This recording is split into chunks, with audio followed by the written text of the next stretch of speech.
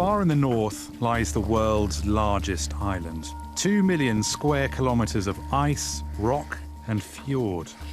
A place governed by the forces of nature, but recently the focus of a very human struggle.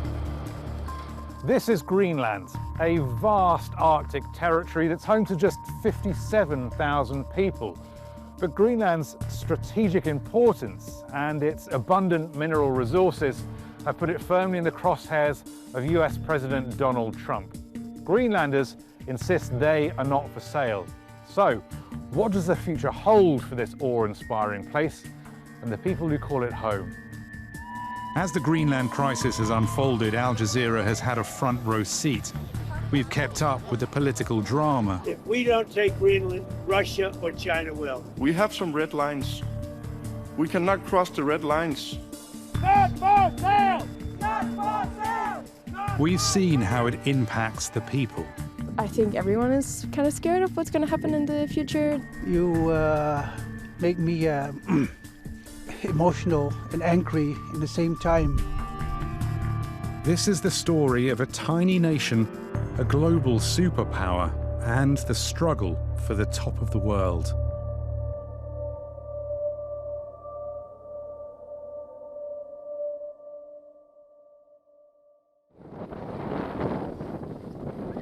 The Arctic town of Ilulissat hasn't seen the sun for 2 months.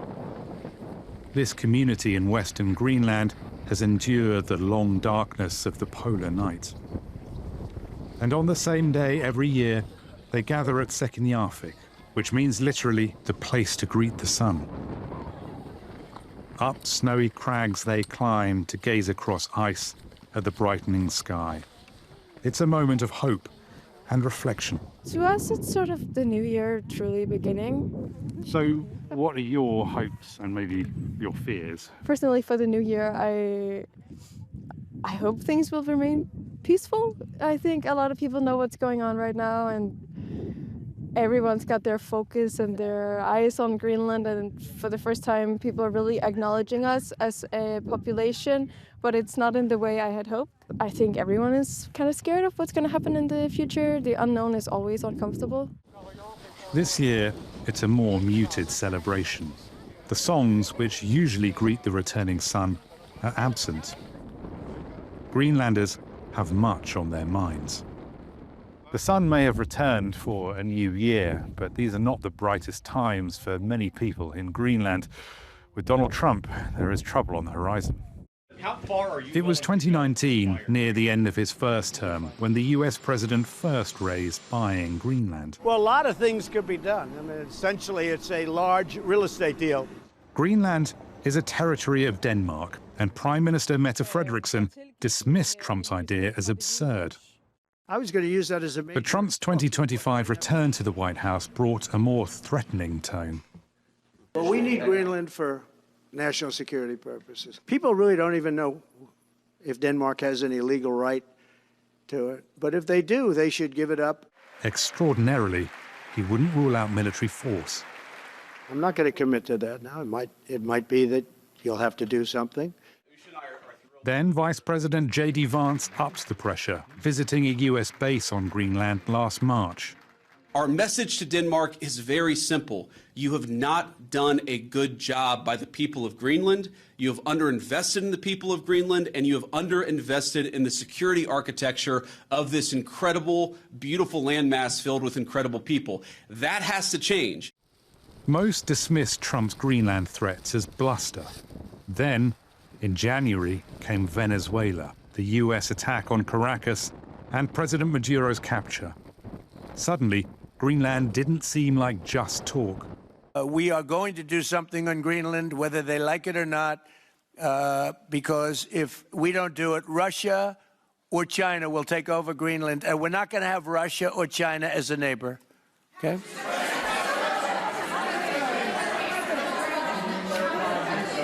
I would like to make a deal, you know, the easy way, but if we don't do it the easy way, we're going to do it the hard way. Unprecedented. NATO's most powerful member threatening to take a smaller ally's territory by force. At stake, Greenland's future and NATO itself. Any US attack would almost certainly end the alliance that's protected the West since 1949. For det første så mener jeg, at man skal tage den amerikanske præsident alvorligt, når han siger, at han ønsker Grønland. Men jeg vil også gøre klart, at hvis USA vælger at angribe et andet NATO-land militært, så hører alting op, altså inklusiv vores NATO og dermed den sikkerhed, som er blevet tilvejebragt siden afslutningen på 2. verdenskrig. The US has coveted Greenland since the 19th century, now more than ever. The Arctic is where US, European, Russian, even Chinese interests collide. As global warming shrinks Arctic sea ice, competition heats up. Receding ice opens new shipping routes, cutting sailing distances between Europe and Asia by 30 to 40%. Greenland guards the Greenland-Iceland-UK gap, a critical naval choke point for North Atlantic control. It also sits beneath the shortest missile path between Russia and the United States.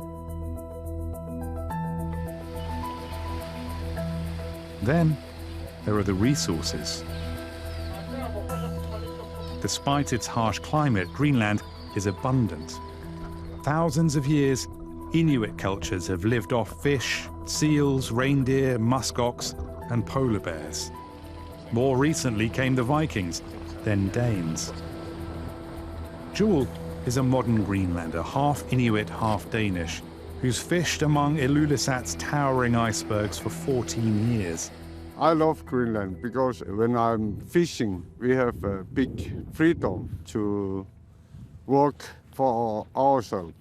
When Donald Trump says that he is thinking that possibly they could use the American military to take Greenland by force, what do you think about that? It's not good. It's stupid thinking.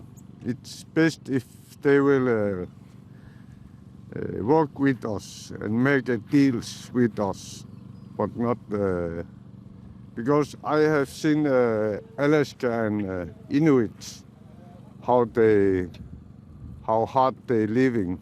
It's maybe better be Danish, I think. So you don't think America treats native people well? No.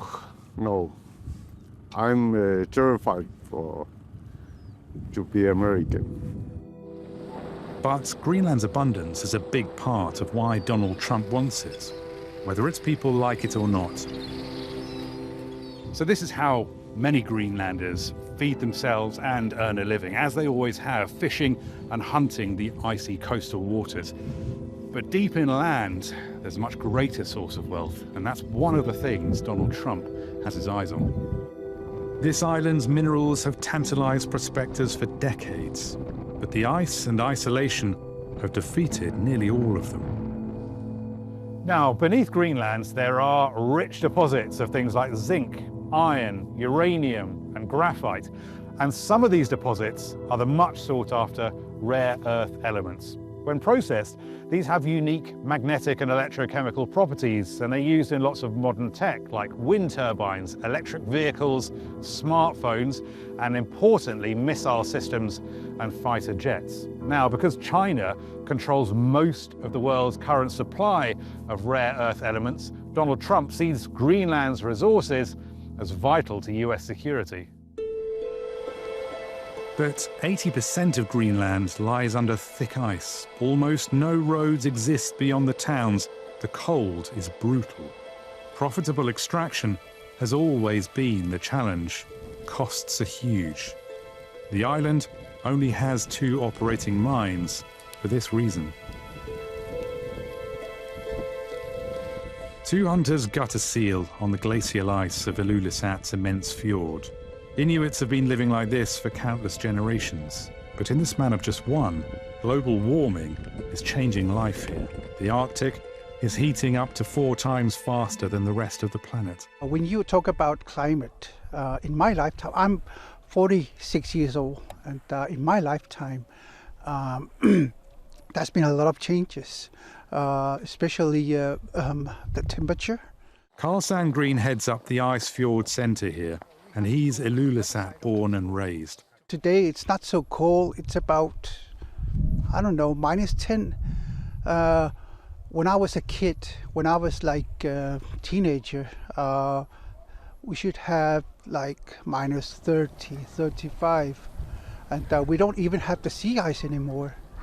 Now, how do people feel about that here? We are living with the nature, and the nature decide what to do with us. Well, someone else is trying to decide what to do with you at the moment, aren't they? Oh yeah. Well, He's not living here. He's quite a way away in a town called Washington DC. well, you make me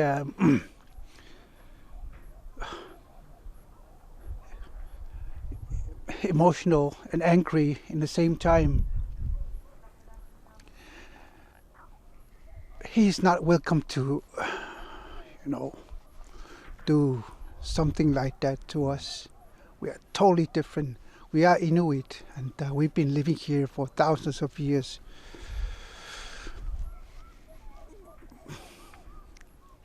He's not so welcome to do that. This is my daughter's and my son's future, not a future for people who are thinking about resources, who are thinking about strategic reasons. This is our future. This is not chess, and we're not part of the game. We are people with feelings, Nuuk, Greenland's tiny capital. Since autonomy from Denmark, most decisions are made here. Only foreign affairs and defence still come from Copenhagen. The sudden harsh geopolitical winds have brought unwelcome attention and the world's cameras.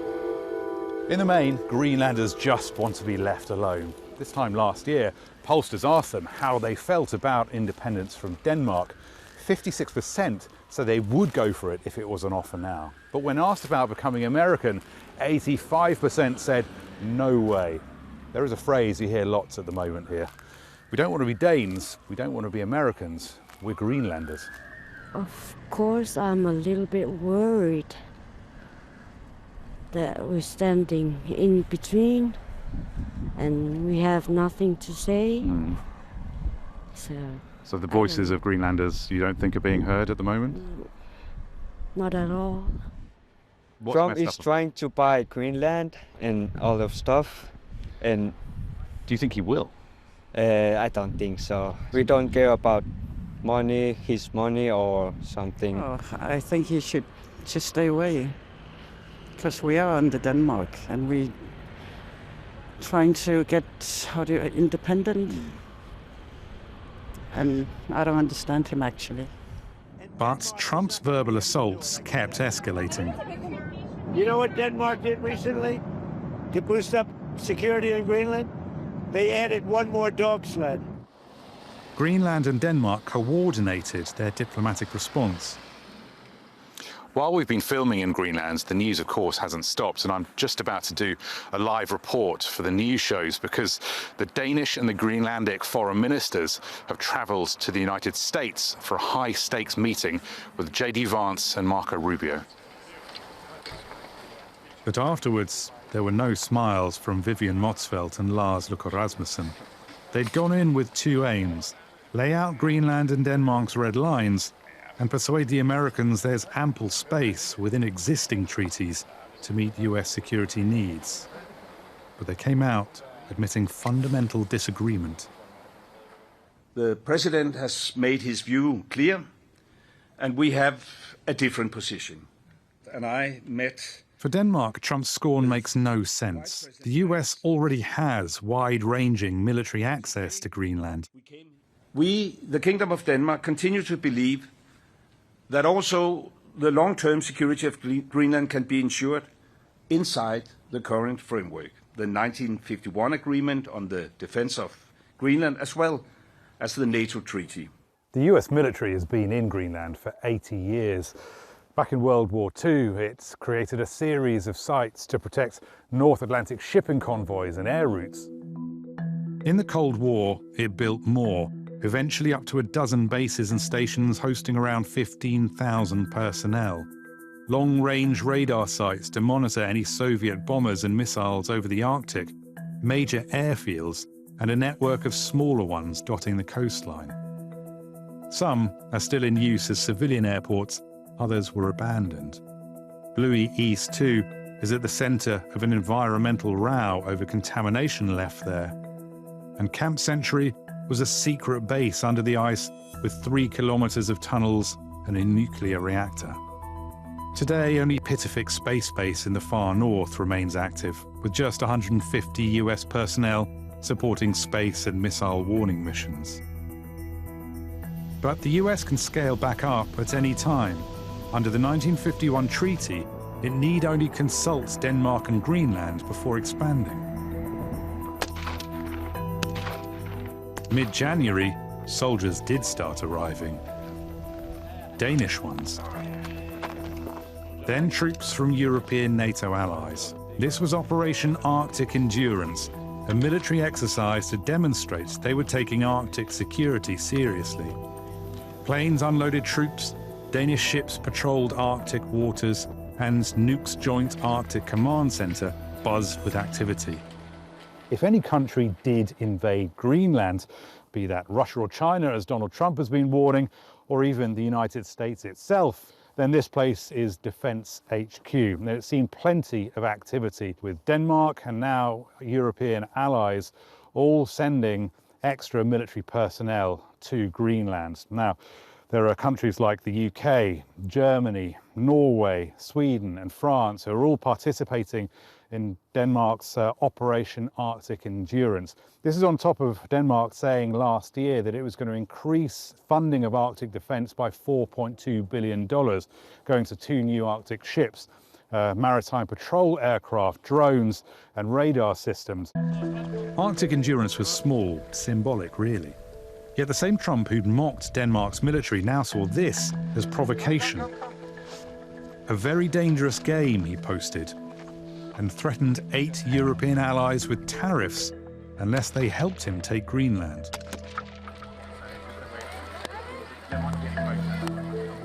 And that same day, Greenlanders took to Nuuk's slushy streets in the country's biggest ever protest.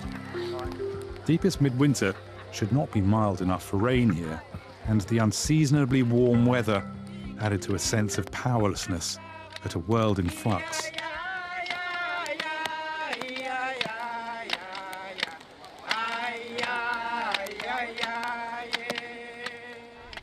I'm quite worried, I would say. I feel it in my work every day, and I have a small daughter, 7 months, and I want her to grow up with a future that she can decide, or at least this is decided upon by our people.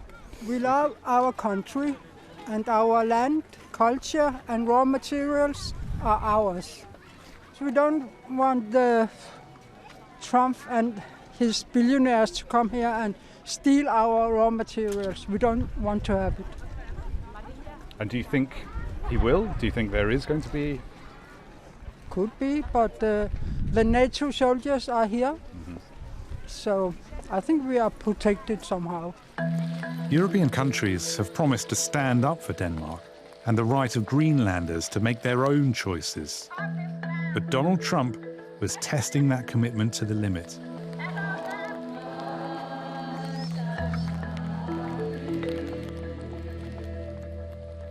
A deepening crisis of sovereignty for the people of Greenland, a deepening crisis for a transatlantic partnership being pushed to breaking point. Not for sale! Not for sale! Not for sale! Now remember, Greenland's population is tiny and its capital Nuuk has fewer people in it than many smallish European towns, 19,000 people. So this is a really, really big turnout, a clear and unambiguous expression of Greenlandic feeling. With full political endorsement too. The Prime Minister scaled snowdrifts with Greenland's flag. The Natural Resources Minister spoke of national trauma. This is devastating to us. We do not understand it. We have always welcomed collaboration with the outside world and with the US. and now we are talking about being occupied or bought. It is unacceptable, and it affects the people of Greenland. As you can see today, it has a lot of resonance with them. They want to show their disgust with this. Not everyone is as concerned. One dark morning at Nuuk's Kalaalleq market, I met Jens, a hunter and butcher. Seal, porpoise, whale, sometimes even polar bear are available here. Many fear Greenland is about to end up on the slab, carved up or sold like the local produce. Jens isn't one of them. It's just words is coming out from Trump. It's not going to happen. You think it's not going to happen? It's not going to happen. Why? Just word. He's a billionaire. He just wants to be, look at me, I can do that. You cannot buy Greenland, or you cannot take over Greenland, because we have our ways to live. We have an Inuit way to live. So when he talks about taking Greenland one way or another, or whether the people here like it or not, does that not worry you at all? It doesn't worry me at all, because it's not going to happen. And Jens was onto something. Trump was about to back off. For one thing, he'd met a wall of European anger. Brussels, hardly famous for resolute action, was fighting back. Let me be abundantly clear. Tariff threats will not pressure Denmark into handing over Greenland. We have no interest in picking a fight, but we will hold our ground. Europe threatened to suspend a trade deal with the US and hit back with tariffs. Global stocks slid. And as Trump arrived in Davos for the World Economic Forum, he blinked. I don't have to use force. I don't want to use force. I won't use force. All the United States is asking for is a place called Greenland. Suddenly, military action was off the table. Then, after meeting NATO's chief Mark Rutte, Trump pulled his tariff threat too. The reason? The framework for a deal had been reached, he said, though details were vague at best. Well, it's really a negotiation, but it's infinity. The time limit is infinity, meaning there is no time limit. It's forever. It's, you hear about 99 years, 50 years. It's forever. That was discussed. We can do anything we want. We can do military. We can do anything we want. Greenland's prime minister was as nonplussed as everyone else. I don't know what there is in the agreement or the deal about my country that over some discussions I didn't attend. We have said from the beginning in Greenland, we have some red lines. We cannot cross the red lines. We have to respect our territorial integrity. We have to respect international law, sovereignty. We are ready to cooperate more in economics, in other areas, but that's something we have to talk about in mutual respect. So where does all this leave Greenland? The media spotlight has moved to European capitals where diplomacy continues. Many Greenlanders will welcome the return of calm, though it may not last. Some think Greenland emerged stronger. Jens Kjeldsen is a no-nonsense Dane who's lived here 50 years. He's circumnavigated the globe twice in a homemade boat. So protesting in the pre-dawn cold outside Nuuk's US consulate is no hardship. We might sound worried, and of course you're worried by that, but we are pulled together and we're much stronger now. It really strengthens us, like it strengthened Europe and like it strengthened NATO. We love freedom, and we're going to give you freedom whether you like it or not. But the spectre of Trump has not passed. A Canadian comedian in instantly recognizable costume even turned up at the US consulate protest. What's it going to take, quite frankly? What's it going to take? Let's make a deal. I make incredible deals. But it's no laughing matter for one onlooker.